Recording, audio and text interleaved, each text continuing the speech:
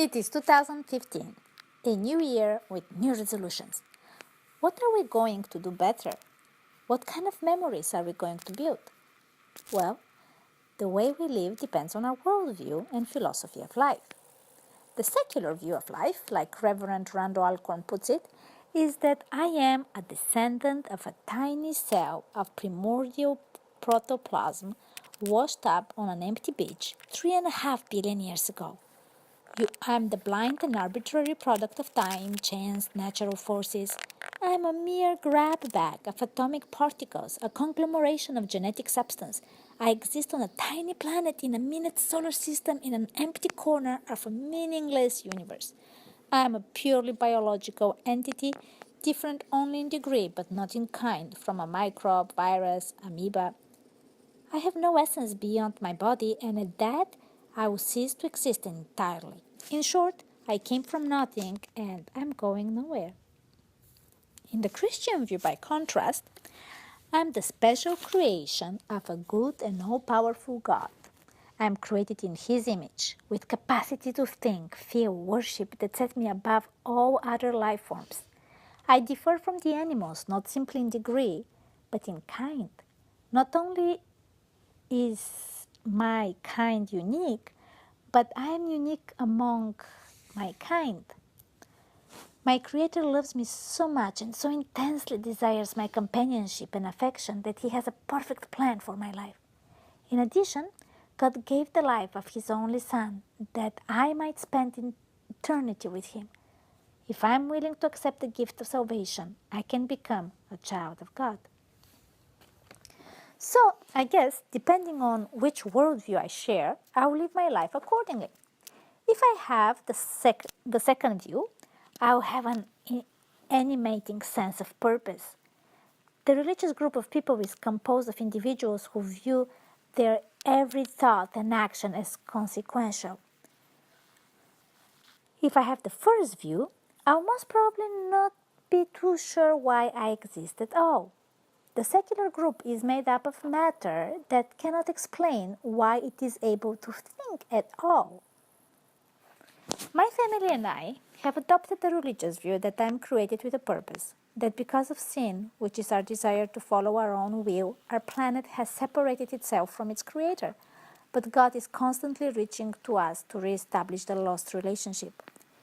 We see His love and revelation in the beautiful nature He has created, in the animal world, in the amazing way we as humans are made.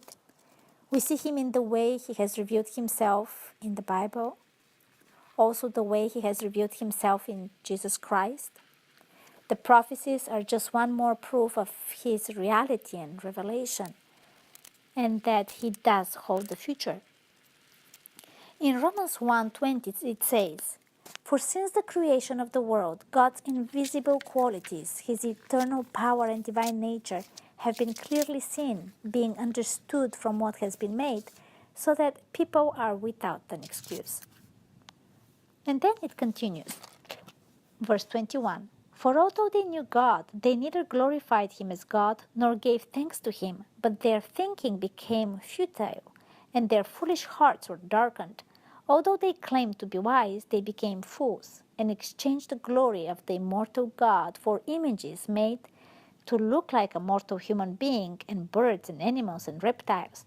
They exchanged the truth about God for a lie and worshipped and served created things rather than the Creator." When my husband was 16 years old and celebrating his age of maturity back home, his dad, a very wise man, told him that he needs to choose how he wants to live the life ahead of him. He can live a life without God in the way he chooses to live it, or he can go through this life here with God. It's totally up to him, as long as he makes up his mind early and gives 100% of himself into it, because a life in between is a waste. And like his dad said, whatever you decide to do it, just do it well. In Revelation 3:16, it has the same idea. God says, "Because you're lukewarm, you're neither hot nor cold, I'm about to spit you out of my mouth."